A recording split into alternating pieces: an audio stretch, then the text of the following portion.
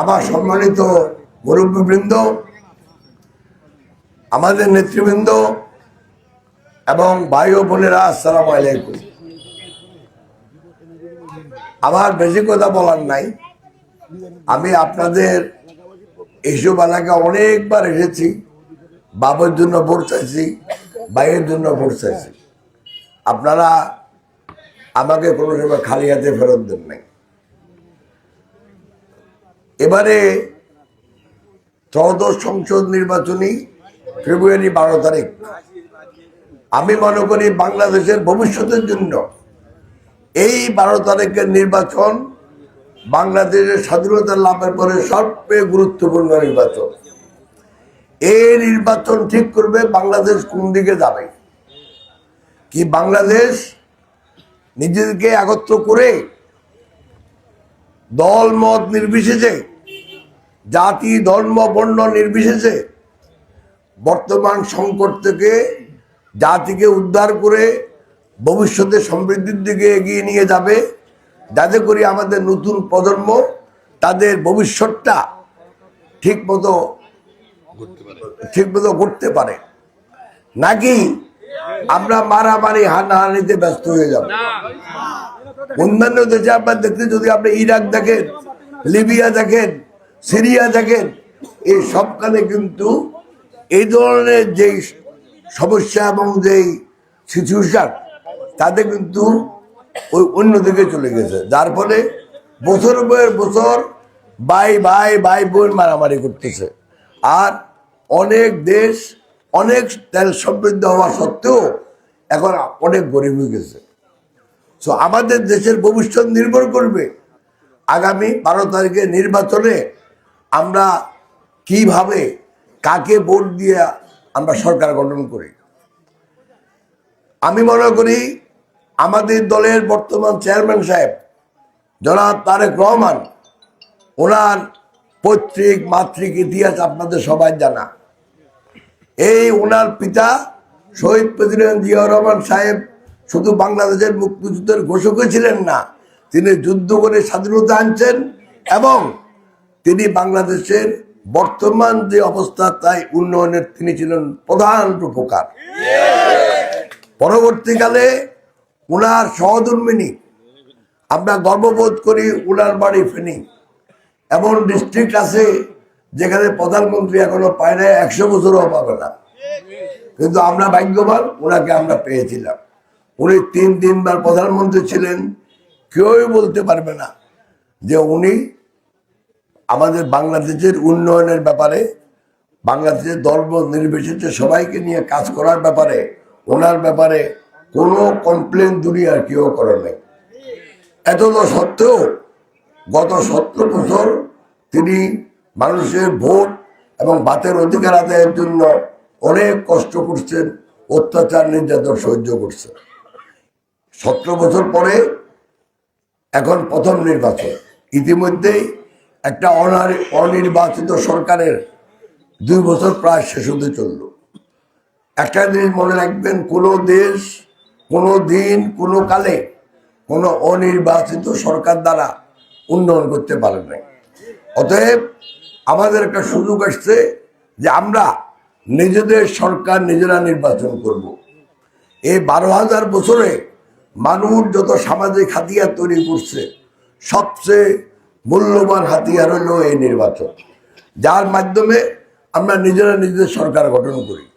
আমাদের ভিতরে দল মত অনেক বহুমুখী হতে পারে, সবাই এক দলও করবে না, আবার দলের ভিতরেও সব একমত হবে না।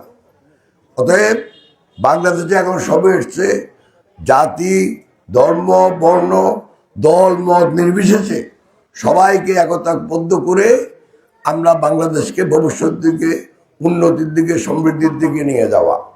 আমি মনে করি আমাদের দলের বর্তমান চেয়ারম্যান সাহেব জনাব তারেক রহমান পৈতৃক সূত্রে, মাতৃক সূত্রে যে অভিজ্ঞতা অর্জন করেছেন এবং নিজের শিক্ষা দীক্ষা যা আছে তাতে তিনিই একমাত্র উপযুক্ত ব্যক্তি বাংলাদেশকে সামনের দিকে নিয়ে যাওয়া। আমরা চাই, সেজন্যই আমরা চাই আমরা দল মত নির্বিশেষে সবাই একত্রিত হয়ে আমাদের এই সমাজের, এই দেশের উন্নয়ন। আল্লাহর রহমতে, অসীম আগ্রহে, আল্লাহর অসীম রহমতে, আপনাদের দোয়ায় এবারে আমার দল আমাকে ধানের শীষ নিয়ে নির্বাচন করার মনোনয়ন দিয়েছেন। আমি আগেও আপনাদের কাছে বারবার আসছি, আমার বাপের জন্য আসছি, বাইরের জন্য আসছি, আপনারা কখনো খালি হাতে আমাদের ফিরে দেন নাই। আমি যদি আপনারা এই 12 তারিখের নির্বাচনে ধানের শীষ প্রতীকে যদি দয়া করে আমাকে একটা সুযোগ দেন, আমি বলতে পারি আমি আপনাদের সাথে বাকি জীবন থেকে আমাদের এলাকার উন্নয়ন করব ইনশাআল্লাহ। সেই উন্নয়ন, রাস্তাঘাটের উন্নয়ন, গ্যাসের প্রাপ্যতা, ইলেকট্রিসিটির প্রাপ্যতা, আমাদের শিক্ষার মান উন্নয়ন করা, স্বাস্থ্যসেবার মান উন্নয়ন করা, নদী ভাঙ্গন রোধ করা, আমি সব কিছুই আমার নজরে আছে এবং আপনাদের আমি ওয়াদা করতে পারি আমি সব কিছুতে উন্নয়নের চেষ্টা করব, বাকি আল্লাহর রহমত। এখন একটা কথা না বললেই নয়, আমাদের ফেনী 3 আসনে আমাদের মহিলা ভোটার পুরুষ ভোটার থেকে বেশি। অতএব আপনাদের কাছে আমার একটা অনুরোধ থাকবে, আপনারা সবাই বাড়িতে গিয়ে যদি আমার মা, খালা, চাচি, বোনদের যদি দয়া করে একটু বলেন ধানের শীষে একটা ভোট দিতে, বিকজ তারা হলো মেজরিটি, ওদের ভোটার ওরা বেশি। আপনারা দয়া করে, এখানে এমন কেউ নাই, এমন একটা বাড়ি নাই যে বাড়িতে আমাদের বিএনপির একজন সমর্থক বা কর্মী নাই। দয়া করে যদি আপনার গ্রামে গিয়ে ওয়ার্ডের প্রত্যেকটা বাড়িতে যদি আমাদের যারা বিএনপিকে সমর্থন করে বা আমাদের নেতা কর্মী সবার সাথে একত্র হয়ে বা সবাইকে একটু যদি বলেন মা বোনের কাছে যাওয়ার জন্য, তাহলে এটা বাংলাদেশের জন্য উপকার হবে।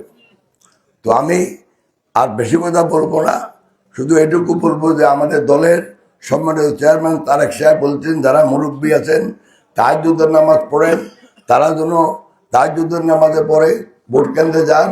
যারা তরুণ আছে তারা ফজরের নামাজ পড়বে সেখানে, এবং পরে তারা আমাদের মা, খালা, চাচি, বোন তাদেরকে কেন্দ্রে নিয়ে যাবেন এবং আবার ভোট দেওয়ার পরে তাদেরকে সুন্দর স্বাচ্ছন্দ্যভাবে যেন বাড়িতে ফেরত নিয়ে আসে। আর তরুণ ভোটারেরা ভোট শেষ না হওয়া পর্যন্ত, ভোট গণনা হবে তারপরে রেজাল্ট না দেওয়া পর্যন্ত যেন কেন্দ্রের আশেপাশে থাকে। আমার মনে হয় এর থেকে আর আমার বলার কিছু নাই। আপনাদের দোয়ায় আজকে আমি সুযোগ পেয়েছি, সেই সুযোগের যদি আপনারা দেন তাহলে কিন্তু সুযোগের অসৎ ব্যবহার করব না, এবং এই সুযোগে আপনাদের সাথে একত্রে মিলেমিশে আমি আমাদের সমাজের উন্নয়ন করব, এটাই আমার কামনা। আপনারা সবাইকে আমি কৃতজ্ঞতা জানাই, আপনারা এতক্ষণ থেকে এখানে বসে আছেন, আপনারা আমার জন্য দোয়া করবেন, আর 12 তারিখে দয়া করে ধানের শীষে একটা ভোট দেবেন। আসসালামু আলাইকুম।